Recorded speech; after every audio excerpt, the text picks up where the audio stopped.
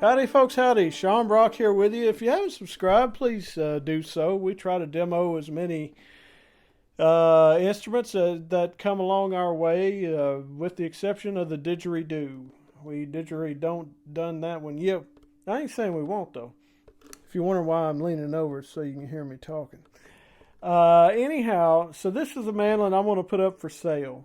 This is a 1999 Ray Dearstone Mandolin Works, out of Bristol, Tennessee. This is the style of a D-1A, which is kind of his nod to Mandolin. And this is one of my favorite body styles. Matter of fact, I owned not the D-1A, but a D-1M, which is the same thing. The only difference is the D-1M is full bound on the neck and on the back and on the headstock. The D-1A is not.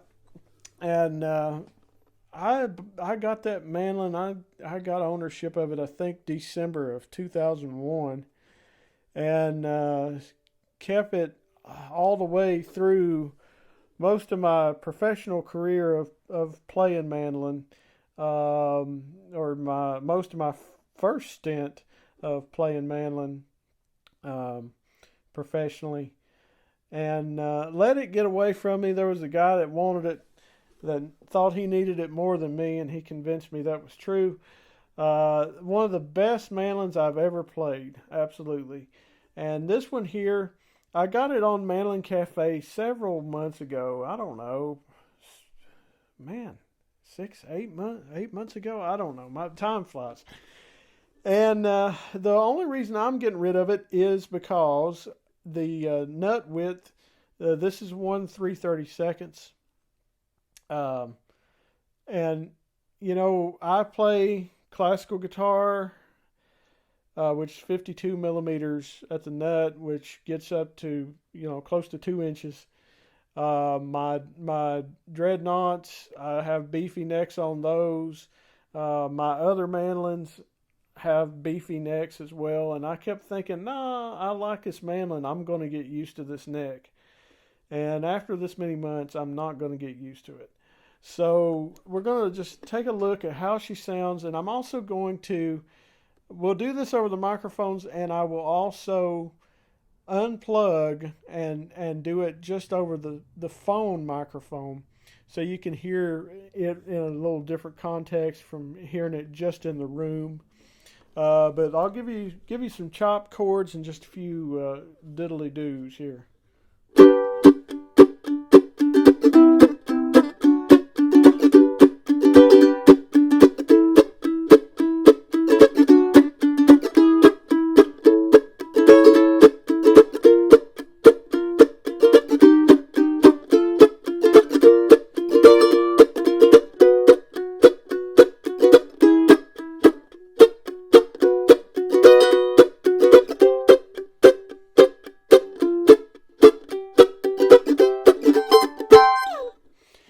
And you can tell Ray is a very big advocate of tuning the air chamber, the top and the back, and for the maximum response he can get out of something. And you can tell a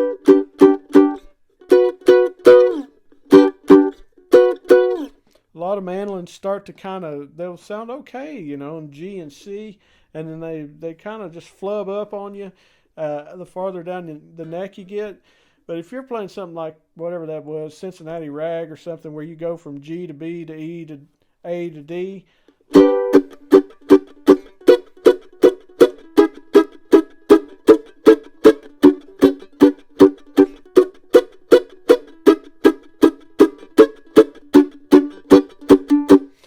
can tell it maintains. It's got gonads up in B.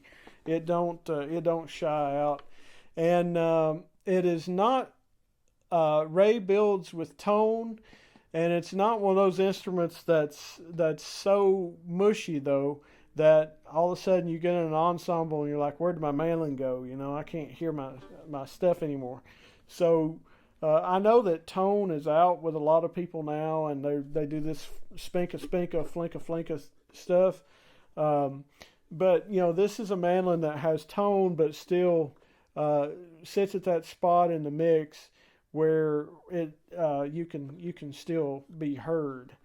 For those who don't have anything against tone, now, I realize some do, but anyway, really even.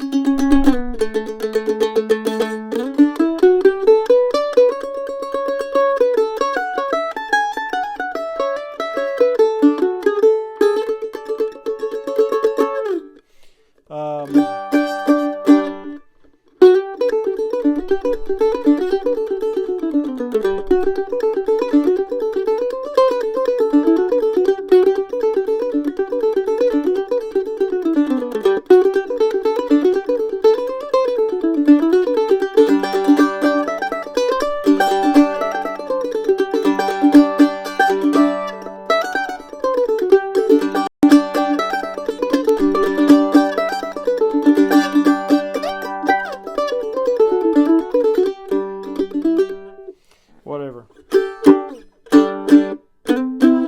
Even on tremolo.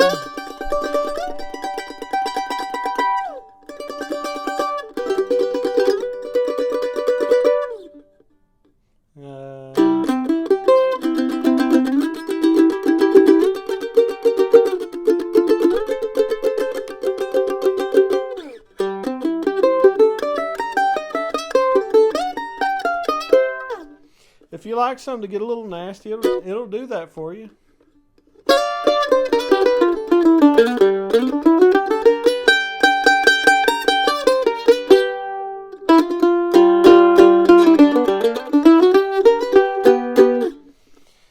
And I tell you what, I'm gonna go ahead and let you hear it just in the room. I'll undo the microphones here so you can hear it just as it sits. Okay, so we're back in just the room now. With the iPhone 12 microphone. I know a lot of people are just used to hearing without the microphones and things, and they want to know how it would sound. So here we go. Let's go through the chops and play a couple things.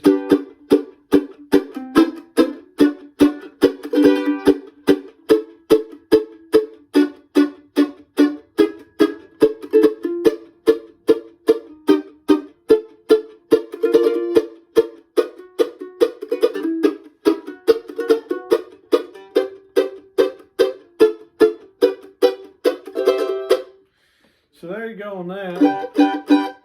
Nice projection. These things always...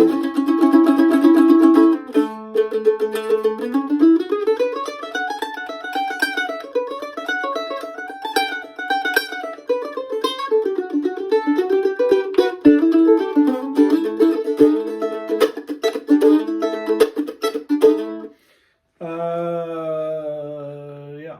Let's see.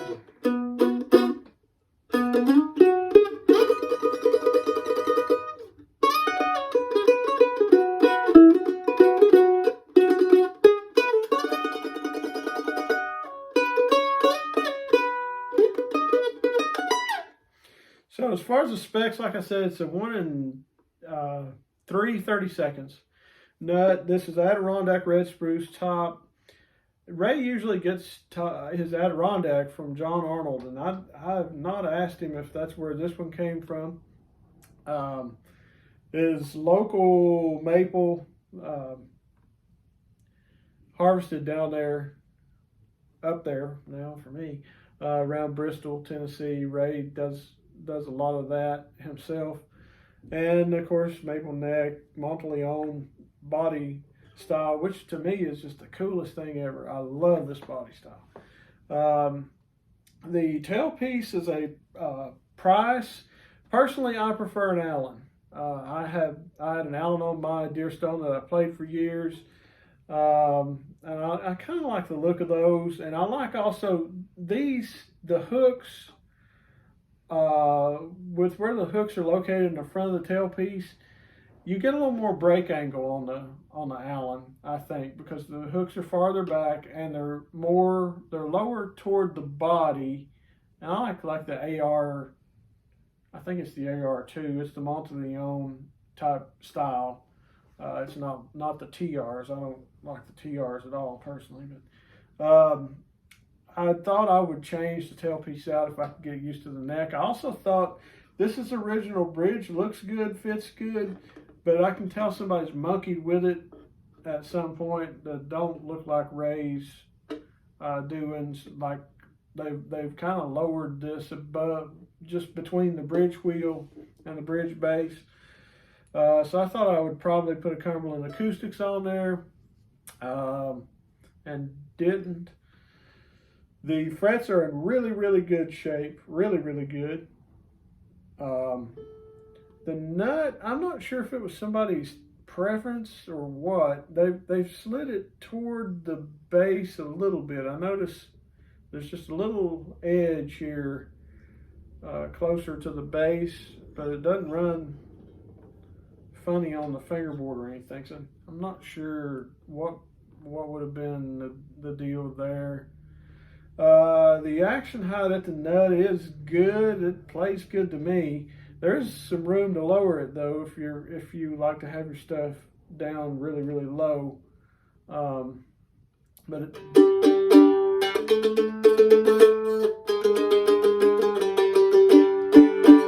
I would just call it just medium now as it is. And of course, there's plenty of room to lower it on the bridge too. Truss rod adjustment has looked good to me. I think these are Gotohs. Somebody's replaced either the tuners or the tailpiece, because the tuners are gold and the tailpiece is nickel. At some point in time, they replaced this. And let's see, I'll throw in an armrest in the deal, and this comes with a case. I want to say it's a TKL. It's one of the square hard shell old briefcase style looking deals that's very good and functional, has plenty of storage. But you know, Shawn Lane, Dwight McCall, Josh Williams, Scotty Napier, Dempsey Young. There's been a lot of really, really ace pickers through the years that owned and played these things, and there's a good reason for it. So if you're interested in a good American mandolin at a good price, I mean, this is, man, not even being sold for not even half of retail. I'm letting it go for what I got in it. I'll put it to you that way. Abbreviated fingerboard extension. I always love the way Ray does on that too, shaping them out, you know, the D. But anyway, if you've got questions, see the description box, or hit me through my ad on Mandolin Cafe if you want to have this in your home, and I'd be more than happy to put it there. And if you haven't subscribed, please do so. Take care.